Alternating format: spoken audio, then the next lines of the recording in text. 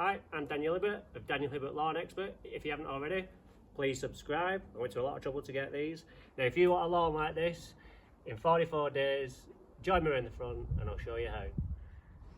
Right, we're ready to seed the front. I've done all the wooden edges. I did those last week. We've got the soil in there and we've ameliorated in 1.5 bags of Jack's Magic.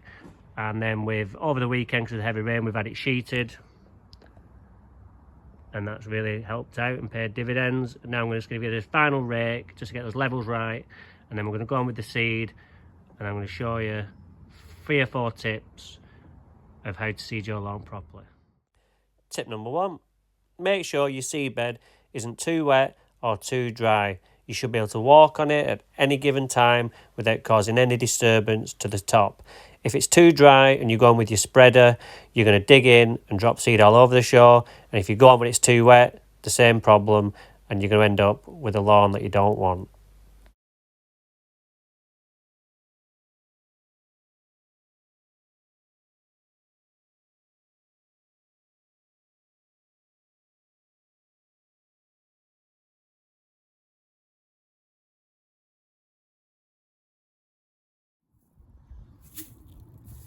Tip number 2, use a great quality seed. In this job, I'm using the Limigrain MM50, what they use at Wimbledon. Using the best seed guarantees a less chance of getting any raw grasses in there because it's been filtered properly. Some of the cheaper seeds don't go through this process, so make sure you go to a leading brand. That's my advice. Tip number 3, use a drop spreader. Much better than the rotary spreaders because you're in more control of where the seed goes, and you've got these lines here where you know where you've been on your last stretch. So away we go. We've got the seed.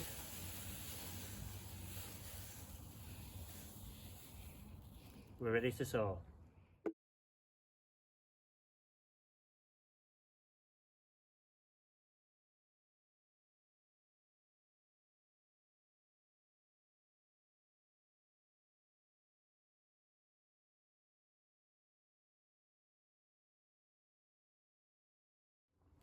Right, we've just put the seed on. Let's get our rake and let's rake it in.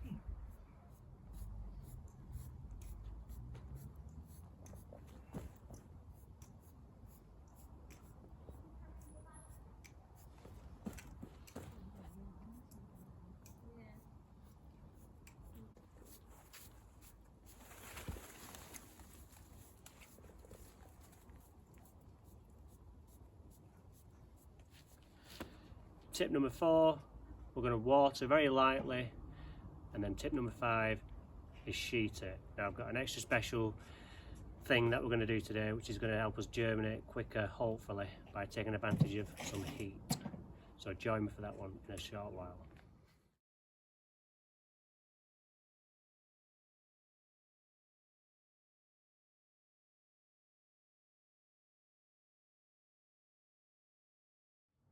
Right, so that's watered. We're going to use the sheets that we used in the back last time. We're going to save the planet and recycle. So let's get on with that. It's time's drawing on, and we want to get it done before it goes dark.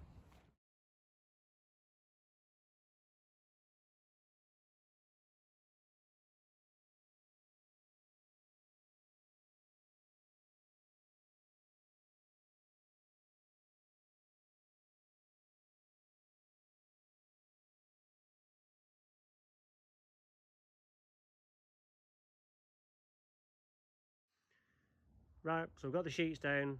The next tip I was going to tell you about is this. I know you can't do it on every lawn because it would just be too much, but on a lawn this size, perfect. We bought some tarp the other day to stop the water getting on because we had some heavy rain and we wanted to be able to get on this as soon as the weather let us. So we're going to put this back on, and what we're hoping is as the sun gets on it, it'll get hot, germinate the seed faster. So we don't actually need to water this, I hope, for another week. So let's give it a go. Might work, might not, but let's hope it does.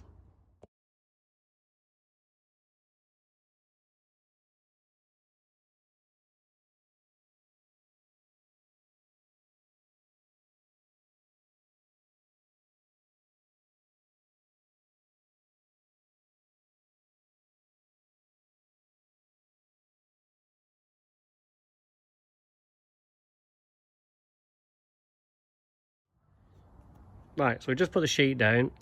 Now, we're only doing this because it's not going to rain. If it's going to rain, then I wouldn't do this, because the water would sit on there, and then the weight of the water would maybe cause undulations in the new subsoil there. So only do this if you've got a small lawn like this and you can do it in this size, or you've got a nice spell of warm weather ahead, which we have. So that's the only reason I'm doing it.